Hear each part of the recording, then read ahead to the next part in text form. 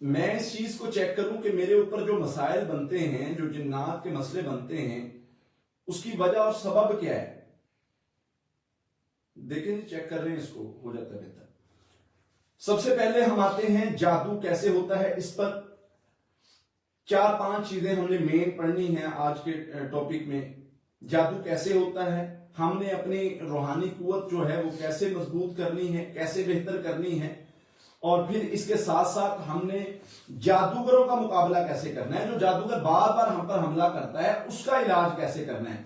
जादू की वजह से बीमारी जो बनती है उसका इलाज कैसे करना है। फिर इसी तरह से हमने आगे डिस्कस करना है कि जो बार बार जादूगर हम पर जादू करता है उस जादूगर का हल कैसे करना है। और इसके साथ फिर एंड पर हम ओवरऑल हर किस्म के जादू का इलाज कैसे कर सकते हैं, और मैं कैसे ऐसा इंसान बनूं जिस पर जादू का असर ना हो। मैं क्या अपने अंदर ऐसी चीजें पैदा करूं, मैं अपने ऐसे अमल अपने अंदर पैदा करूं जिससे जिन्नात का अमल मेरे ऊपर ना हो सके, मेरे ऊपर जादू का हमला ना हो सके। मैं जिन्नात मुझ पर हमला करने से पहले सोचे कि भाई इस पर हमला करेंगे तो हमें रिएक्शन आएगा और हमें उसका सामना करना पड़ेगा। तो ये चंद एक चीजें हैं जिनको डिस्कस करना जरूरी है। जादू को तो हमने बारहा बार पढ़ चुके हैं कि जादू शैतानी कुव्वत के जरिए, जिन्नात के जरिए होता है। जिन्नात के जरिए भी होता है। जादूगर मुख्तलिफ चीजों पर जादू करता है और उसकी वजह से इंसान को जो है वो मुख्तलिफ कैफियत का सामना करना पड़ सकता है।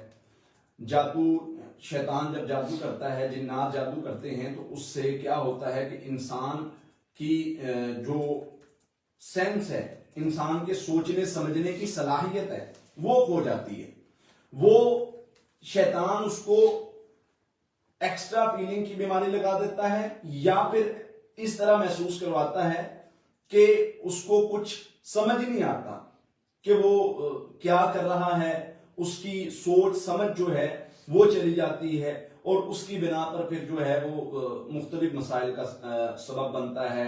वो गलत जो उसको काम नहीं करना चाहिए, जो जादूगर ने अपना मकसद बनाया हुआ है कि मैं ये काम इससे करवाऊं, तो उस तरफ